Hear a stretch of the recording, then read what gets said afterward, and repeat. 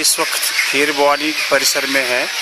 ये जो आप देख रहे हैं ये खीर भवानी माता की डेडी है। हम इसके अंदर जाएंगे। अंदर एक बड़ा सुंदर मंदिर है। डेडी के अंदर आते ही डेडी के अंदर चलते ही आप देखोगे कि दाएं तरफ एक गंगा बह रही है। ये जो गंगा है इसमें माता जी का जिस कुंड में बैठी है उसका पानी बाहर निकलता है। जो श्रद्धालु लोग होते हैं वो यहाँ आके स्नान करते हैं ये जान के कि ये माता जी के चरणों का पानी है। ये बड़ा पवित्र पानी है। इसके स्नान करने से सारे पाप धुल जाते हैं। तो ये भी मान्यता है कि जो रोग किसी आदमी को होंगे यहाँ नहाने से उसके सारे रोग दूर होते हैं।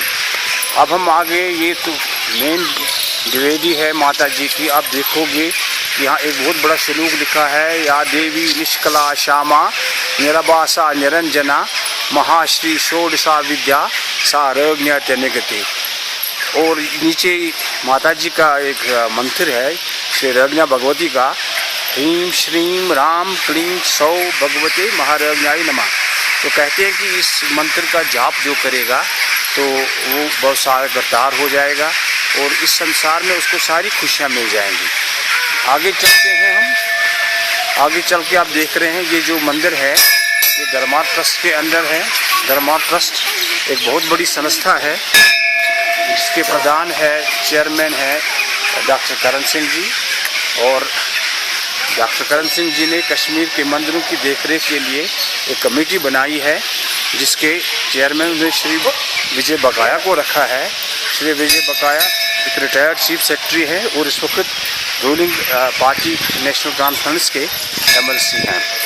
तो विजय बकाया का बहुत ही महत्व काम रहा है इस परिसर को बढ़ाने में। जो आप डेवलपमेंट देख रहे हैं, 1 रूम टेनेमेंट्स है, यज्ञशाला है, हवनशाला है, या जो भी इस परिसर में हुआ है ये सारा विजय बकाया की वजह से हुआ है। अब हम आगे चलते हैं। आगे हम दिखाते हैं आपको ये माता का मंदिर है। ये जो आप देखते हैं ये कुंड है। इस कुंड की महानता ये है कि इसका रंग बदलता रहता है। तो जब भी काला या ब्लैक हो, काला या और कोई रंग हो जैसे लाल हो तो वो दिखता है कि आगे कोई बला होने वाली है। जैसे करगिल वार में इस कुंड का रंग बहुत काला पड़ गया था। बाद में करगिल वार में आपको पता है कितने लोग मर गए। तो हमने भी 20-25 साल में जो टर्मैल के हैं इसमें हमने बहुत से रंग इसमें देखे हैं। तो ये रंग है असली माता का रूप है। आप इसको देख लें।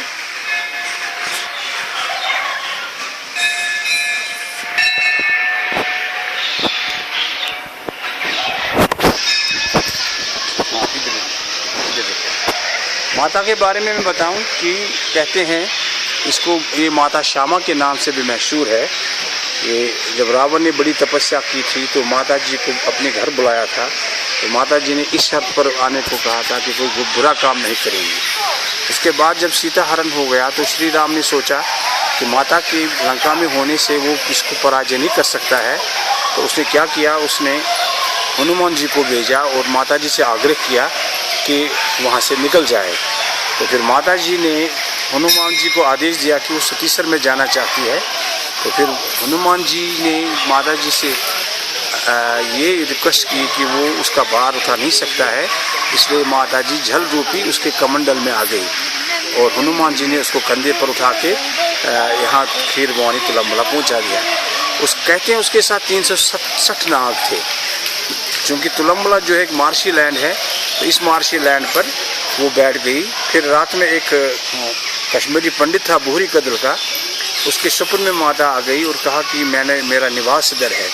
तो दूसरे दिन वो कश्मीरी पंडित एक नाव में आया जिसकी अगवानी एक सांप करता रहा था। आप देखते हैं जब श्रीनगर से आप तुलम्बला आओगे तो जो रास्ता है वो बिल्कुल सांप जैसा है, टेढ़ा मेढ़ा। तो सांप जहाँ रुका तो वहाँ उस पंडित जी ने एक लकड़ी का डंडा गाड़ दिया। जहाँ जहाँ से सांप गुजरा तो वो एक कुंड की एक डिमार्केशन हो गई। उसके बाद वहाँ से पूजा शुरू होने लगी। ये भी एक बात कही गई है कि ज्येष्ठ अष्टमी के दिन भोजपत्र पर एक मंत्र, माता का मंत्र लिखा हुआ निकला, या द्वादशाम तो उस दिन से माता जी का जन्मदिन शुरू हुआ। तो हर साल ज्येष्ठ अष्टमी के दिन लाखों लोग यहाँ आते हैं, तीर्थ यात्री आते हैं और माता का आशीर्वाद लेते हैं। लेकिन पलायन के बाद यहाँ यात्रियों की बहुत कमी हो गई, बहुत ही कुछ लोग आ गए। कुछ सिविल सेक्रेटरी के लोग आ रहे थे जिन्होंने हवन शुरू कर दिया, तो एक ब्रिज बन गया उनसे, तो यात्री फिर आने लगे। और माता की मेहरबानी से आज फिर वही रौनक है, लाखों लोग आ रहे हैं। यात्रियों की सहूलत के लिए मैं बताऊं, यहाँ एक धर्मशाला है, 5-6 डोरमेट्रीज हैं, 60 कमरे हैं जिनमें अटैच बाथ है, अटैच किचन है और एक बहुत बड़ा भव्य प्रेयर हॉल है। तो इसलिए मैं सब लोगों से विनती करता हूँ वो आ जाएं, माता की इस अजूब चमत्कार को देखें और दर्शन करें। धन्यवाद।